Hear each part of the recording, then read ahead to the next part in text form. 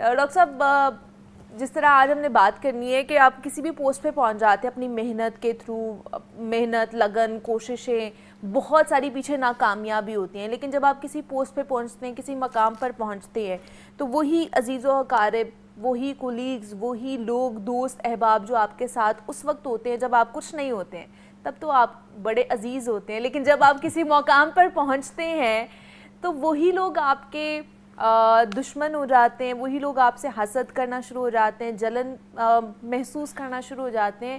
کیا وجہ ہے ایسی؟ اچھا، اس کی ایک نہیں دو تین وجوہات ہیں. اچھا. مختصر سے ٹائم میں تھوڑی ڈسکس کر لیتے ہیں، ضرور آئیڈیا ہو جائے.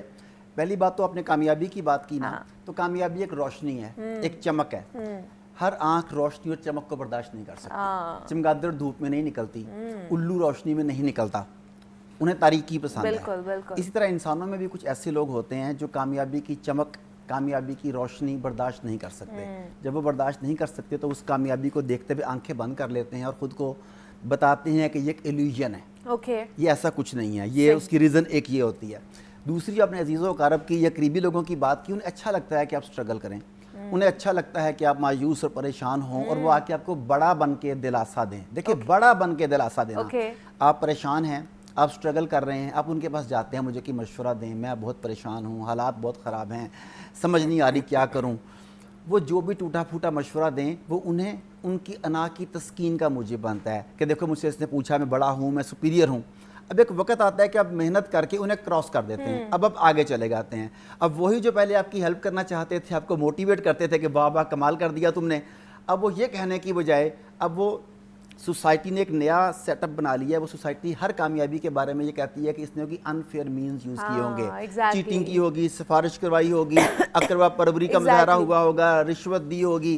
یعنی وہ سمجھتے ہیں کہ اس سوسائٹی میں ایمانداری کے ساتھ کامیابی ملنا ممکن نہیں ہے. اب اس سنڈروم کو لے کے وہ فیملی والے یا دوست احباب ساتھ چلتے ہیں. وہ کہتے ہیں کہ میرے سامنے محنت کرتا تھا، کچھ بھی نہیں ہوتا تھا، میرے سامنے اسکول لائف ہے اس کی، میرے سامنے اسپورٹس لائف ہے اس کی، اب جس مقام پر پہنچے نا، اس نے بیچ میں کوئی ایسی ہینکی پھینکی کی ہے جو ہمیں پتہ نہیں، ہمیں اسے ڈھونڈنا ہے. انہیں اس کی کامیابی ڈائجسٹ نہیں ہو رہی. اس کی وجہ یہ ہے کہ وہ نیچے ہیں اور وہ اوپر چلا گیا. اب بجائے اس کے کہ وہ خود کو اوپر کریں، وہ چاہتے ہیں کہ میں اسے گھسیٹ کے نیچے لے آؤں. وہاں برابری چاہتے ہیں نا. اب بلند آدمی کے برابر ہونے کے دو طریقے ہیں، آپ خود کو بلند کریں اور اس کے برابر آ جائیں. دوسرا طریقہ یہ ہے کہ اسے کھینچ کے نیچے لے آئیں. تو دوسروں کو دوسرا طریقہ اچھا لگتا ہے، وہ آپ کو کھینچ کے نیچے لانا، اپنے برابر لانا زیادہ پسند کرتے ہیں. یہ ایک بنیادی سا ایک فلسفہ ہے. تو یہ چیزیں، لیکن آپ نے جیسے سنڈروم کی بات کی ہے نا، تو یہ کیا پہلے سے ہی پنپتا تھا ہمارے معاشرے میں یا ابھی زیادہ ہو گیا ہے؟ ابھی زیادہ ہو گیا ہے. اس کی وجہ ہم آپس میں میرے اور آپ کے کئی پروگرام ہیں سوشل میڈیا کے بارے میں. تو سوشل میڈیا نے اس چیز کو بہت زیادہ پروموٹ کی. ہم سب لوگ دیکھ رہے ہیں کہ کسی کا 5 سیکنڈ کا، 10 سیکنڈ کا، 15 سیکنڈ کا کوئی عجیب و غریب قسم کا ایک کلپ وائرل ہو گیا، اور راتوں رات جو ہے اس نے فیم لیا، پھر اسے کسی میڈیا چینل نے اٹھا لیا یا کسی نے برانڈ ایمبیسڈر بنا دیا، اور وہ 10-15 سیکنڈ سے اس کی لائف چینج ہو گئی. اچھا، وہ 1 in a millions ہوتا ہے، مطلب لاکھوں میں ایک بھی نہیں، ملین میں ایک ایسا کیس بھی ہوتا ہے. اچھا، اب اس ایک کیس کو ٹیسٹ کیس بنا لیتے ہیں اور سمجھتے ہیں کہ چونکہ اس کے ساتھ ایسا ہوا ہے، تب ہر آدمی جو کامیابی کی سیڑھی پر پہنچتا ہے اس کا کوئی ایسا تکا لگا ہے، اسے لک نے فیور دی ہے. حالانکہ لک ہمیشہ محنتی کو اور بریو کو فیور کرتی ہے. لک نے بھی اسے ہی فیور کرنی ہے جس نے محنت کرنی ہے، جس نے میدان میں اترنا ہے، جس نے جرأت مندانہ قدم اٹھانے ہیں. لیکن جس کو کچھ پتا ہوگا نا وہی تو رسک لے گا اور محنت کر کے آگے جائے گا. جس کو کچھ پتہ ہی نہیں ہوگا تو وہ کیسے چیزیں کر سکتا ہے؟ میں مثال دیتا ہوں کہ 2 کسانوں نے اپنے اپنے کھیت پاس تھے ان کے. ایک نے اس میں ہل چلایا، بیج بویا، کھاد ڈالی، اب دعا کی کہ یا اللہ باران رحمت بھیج دے، بارش بھیج دے، اور بارش ہوتی ہے اور وہ دونوں کھیتوں پر برستی ہے.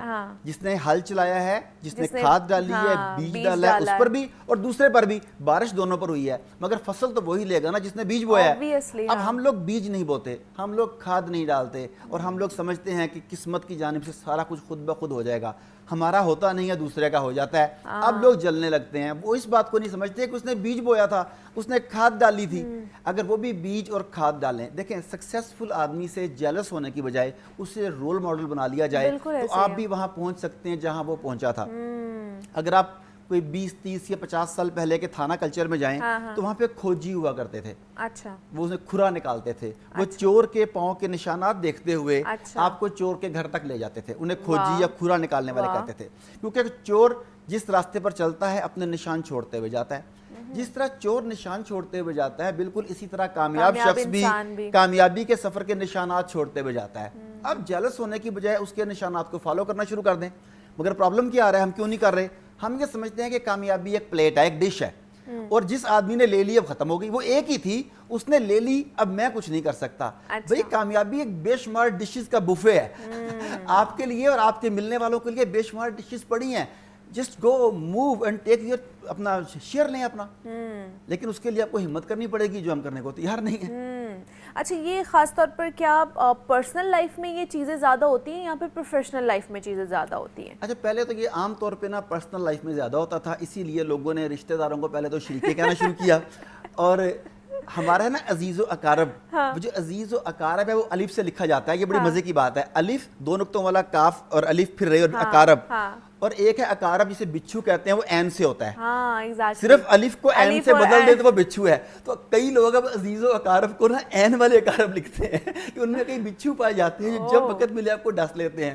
اچھا, پہلے وہاں تک محدود تھا. اچھا, لیکن جب سے ہمارا ورک لائف جو ہے یہ فیملی لائف سے کنیکٹ ہوئی ہے, اب لوگ 8 10 گھنٹے تو دفتر میں کام کرتے ہیں. پھر دفتر کا کام گھر جا کے بھی انہیں کرنے پڑتے ہیں, آفیسز کے کام گھر بھی ان کے پاس اسائنمنٹس ہوتی ہیں. اب دونوں چیزیں آپس میں لنک ہو گئی ہیں.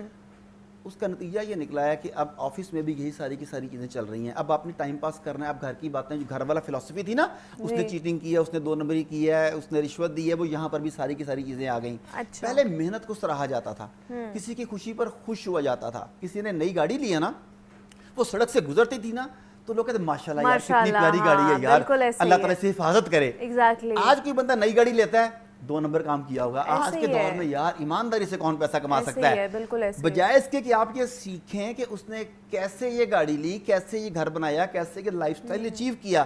ہم یہ تسلی دے دیتے ہیں خود کو کہ اس نے کوئی ایسا کام کیا ہے جو اخلاقی قدروں کو پامال کرتا ہے, اور میں بڑا اچھا آدمی ہوں, میں یہ کام نہیں کر سکتا اس لیے میرے پاس گاڑی نہیں ہے.